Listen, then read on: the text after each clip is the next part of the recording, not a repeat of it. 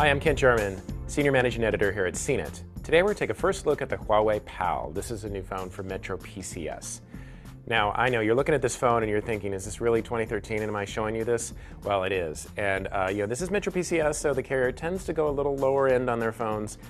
And I know that not everybody needs a device that's really fancy. Not everyone needs something that does a million things, has all this stuff on it. So there is a place and a time for a phone that just makes calls and sends messages. But I really don't think the Huawei Pal is the one you want.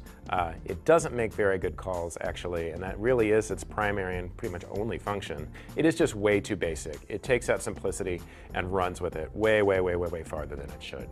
So, now, I will talk about the design for a minute, though. It is a very simple candy bar. It's really from another decade, actually. It has a very small display, not much bigger than a postage stamp. It's color. I don't know actually how many hues is on it.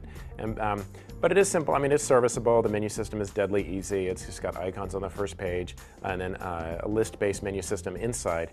You'll be very, very familiar if you used a phone for a lot of years. It is very light in the hand. It's so small I could almost close my hand completely around it. You really don't notice it's there. Below the display, there's a big navigation array. I kind of liked it. It has a nice retro feel. It reminds me of something when I first started reviewing phones here at CNET like 10 years ago. It has a circular navigation toggle. It's really big. It's raised above the surface of the phone, so it's very easy to use. There's an OK button in the middle, a couple of soft keys. One you can program as a shortcut to a feature of your choice. There are the talk and ends power buttons. There's a clear button, and then there's a dedicated speakerphone control. So again, spacious, very easy to use, simple to master. Keypad buttons down below. Now, there is no keyboard, there's no physical keyboard, there's no virtual keyboard, so you're going to be texting using only this new alphanumeric keypad. Up on the top, there's a 3.5mm headset jack. Over on this side, there's a micro USB charger port that is only used for a charger, doesn't have USB syncing. Not that there's really much to put on this phone anyway, but just keep that in mind.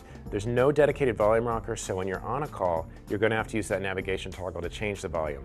And interestingly, this isn't a huge deal, but just something I noticed. Interestingly, you actually have to go side to side to raise and lower the volume, not up and down, so it's a little counterintuitive.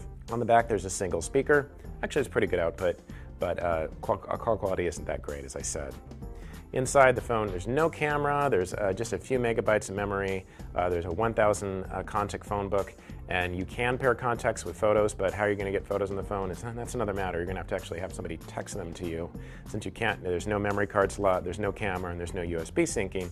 There is a web browser, so that, of course, is deadly simple. It only is going to serve up the really most stripped down mobile web pages. I'm navigating around with that toggle. It just really felt like I was living 10 years ago. But it is there, so you can use it. This phone, way too simple, is easy to use, but just too simple as far as features and design. I'm Kent German here with a first look at the Huawei Pal from Metro PCS.